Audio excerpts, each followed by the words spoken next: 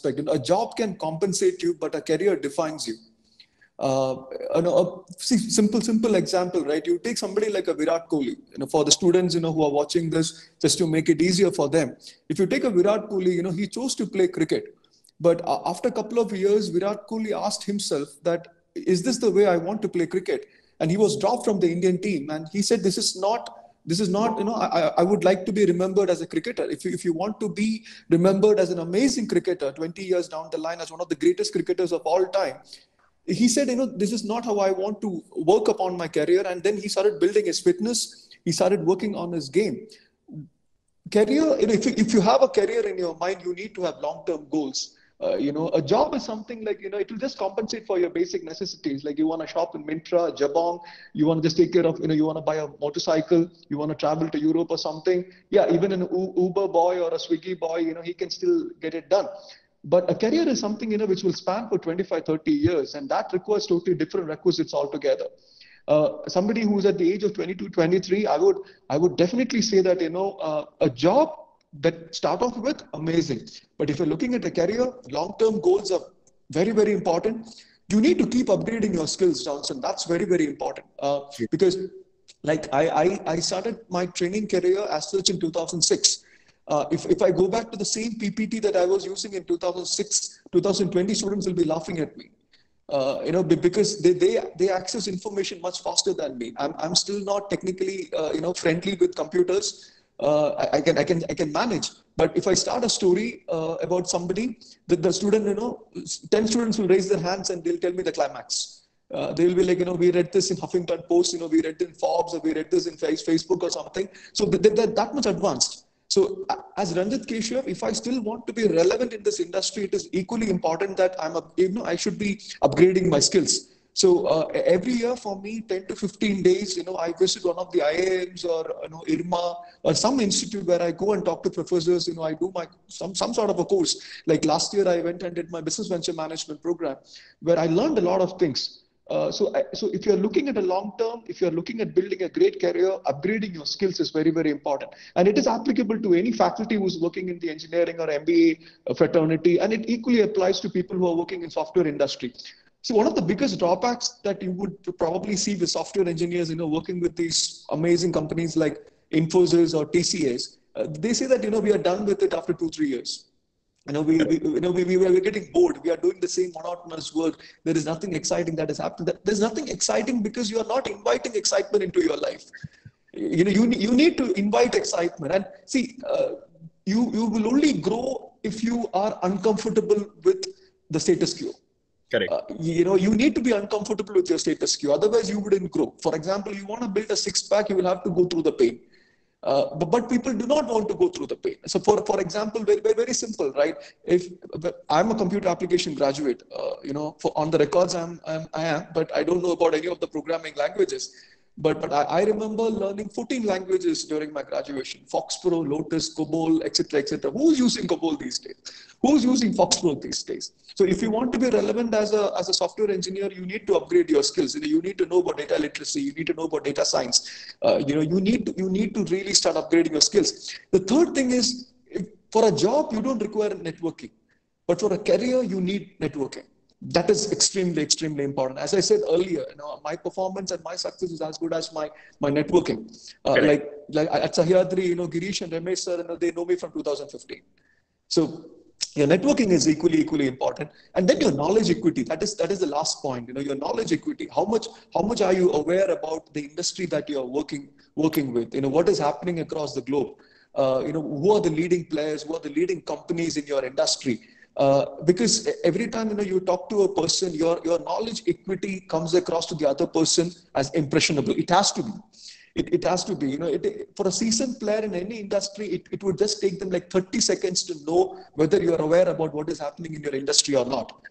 Like last week, one of the IIMs, I wouldn't name which IIM, but one of the IIM, they were conducting an interview for the students who are going to be inducted in the next academic year. So a CAT percentile of 99.99, imagine. She was asked a question, who's the governor of RBI? She didn't know. Mm-hmm. She didn't know, who's the governor of RBI. And then they asked, like, in which bank do you have your account? And she said, ICICI. So what's the full form of ICICI?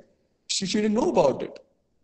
And she's getting into MBA from one of the top institutes of the country. So that is what I mean by knowledge equity. So your long-term goals, upgrading your skills, your networking, and of course, knowledge equity. And finally, one more point is your finance management. So if any of those final year students who are joining Infosys, TCS or something, start saving up your money, because your career will require a lot of money to supplement your needs and your necessities. So your finance management becomes equally important. This is career. A job doesn't have to have all this. You can just do your job and compensate whatever it is. Brilliant. I think being up to date with the knowledge, practicing to gain skills, building a network and financial management probably are the keys either to sustain in your career or possibly to lead a better life. So I wanted to pick up that. This is 1 second, Johnson. I mean, at least for people who are watching this, I would recommend you to just go and look at those sportsmen, who have built their career over a period of time. Like I read this amazing book on Rafael Nadal. The book name is Rafa. People can go and read the book Rafa, and you would know how Rafael Nadal's uncle groomed him from the age of 9 or 10. And he kept telling him that, I would want you to play till 40. And that is the reason why, I'm training you like this. The intensity because Rafael Nadal used to go through hell. And he used to hate his uncle. And his uncle said that, how much ever you hate me, I really don't give a damn about it. But I would want you to play till 40. And you look at the longevity of players like Tendulkar. If you look at the longevity of players like Roger Federer, you will know that, they looked up on this as a career, not just as a part-time or maybe an interim thing. So, yeah. Yeah, as the famous saying goes, right? Life is a marathon. It's not a sprint. Correct. So tell me, let us spare some time on networking, because I think as engineers, we have always been focused on the kind of projects that we build, or we have been always trained to, excel in our academics. So how do we build this network? A lot of people are more introverted or shy when it comes to network, but I'm not saying the extroverts are also brilliant in networking. Possibly most of the times, they are more of a taker when it comes to networking. So give us insights on how do we build this network so that we can always keep ourselves updated and also put us in uncomfortable positions so that we can keep growing. See, there are a couple of aspects the Western countries are making use of, which is grossly underestimated in India, especially among the student workforce. And I think one particular thing is, of course, LinkedIn. Our students need to be more active on LinkedIn, and I don't see that. Like if I'm visiting an engineering college and I meet like 100 students, per se, and I ask them like, how many of you have LinkedIn profile? 80 will raise their hands. The next pertinent question is, how many of you are active on LinkedIn? There would be like 2 or 3, and the rest will come back and ask me, sir, how do I become active on LinkedIn? Because they don't know, because it's unlike Facebook and Instagram, right? You cannot post your selfies on LinkedIn. You cannot say I'm feeling happy in my college psychiatry. You cannot do such things. So I think LinkedIn is one particular platform that our students need to make use of. Now, it may not give you a job. No, it may not. I always tell my students that suppose, if you want to, suppose, you are looking at artificial intelligence as a field, just for an example, or maybe photography or a film industry, and you get into LinkedIn, it is imperative that you start following 25, stalwarts in your line of work or in your field, because they will keep posting stuff, which you can read and you can be aware of what is happening around. The second is you should be able to build content. Simple. I read an article. Suppose, I'm from the training industry. I read an article about some learning and development that is happening in the US. For example, in Europe, there is an amazing revolution which is going around called as Genius Hour, where the students are being given 40 minutes to develop their own projects. So as a leadership trainer, as a speaker, I read about Genius Hour. I should be able to come back to LinkedIn and write about Genius Hour, saying that this is what I feel about it. And I would want the people who are in my network read, understand that, it's okay, this guy is active over there. You want to be active on LinkedIn, you need to build your content. Without content, LinkedIn is nothing. You just cannot follow people and say that, I'm active on LinkedIn. No, you cannot do that. You'll have to be able to build your content. If you're not able to build your content, copy the content.